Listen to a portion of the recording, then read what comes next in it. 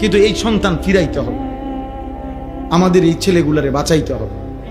আপনারা জানেন না বা দেখতে শুনতে এরা নাম ঠিকানা আর পরিচয় যদিও মুসলমান, অগণিত ছেলের, লাখ লাখ ছেলের একাকী গুনাহ, মোবাইলের গুনাহ, চরিত্রহীনতা, জিনা, ব্যভিচার, অস্থিরতা, উলঙ্গ ছবি দেখা, নর্তকী দেখা, হারাম দৃশ্য দেখা, এটা কোথায় গিয়ে নামছে আপনারা জানেন?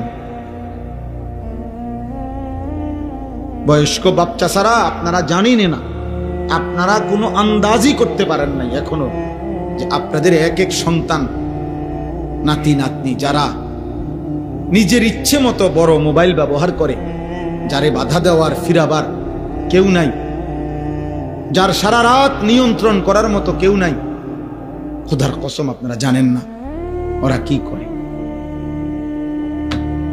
এই বলি, আমার সাথে ব্যক্তিগতভাবে শত শত যুবকের, কিশোরের আমার সাথে সম্পর্ক আছে। আমি ব্যক্তিগতভাবে এই মেহনত করি, আলাদা আমার প্ল্যাটফর্ম আছে, আমার কাজ আছে আলাদা, শুধু যারা কিশোর নওজোয়ান নিয়ে কাজ করি। আমি জানি ক্লাস 9-এর ছেলের গুনাহ শুনলে, ক্লাস 9-এর ছেলের জিনা ব্যভিচারের কথা শুনলে পাগল হয়ে যাবে না, পাগল হয়ে যাবে। আমি শিক্ষের একান কি বলে,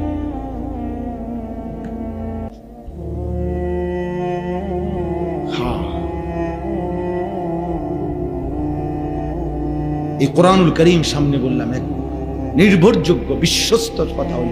এই 15 দিন আগেও আমার একজন 7 বছরের বাচ্চা আপন বাবার বড় মোবাইল দিয়ে উলঙ্গ ছবি, রব্বে কাবার কসম, কোরআন শরীফ সামনে রেখে, 7 বছরের বাচ্চা। আমার জাতি ধ্বংস হবার আর বাকি কথা বলেন। জিজ্ঞাসা করেন যে কতদিন হয় নামাজ পড়ে, কতদিন, মানে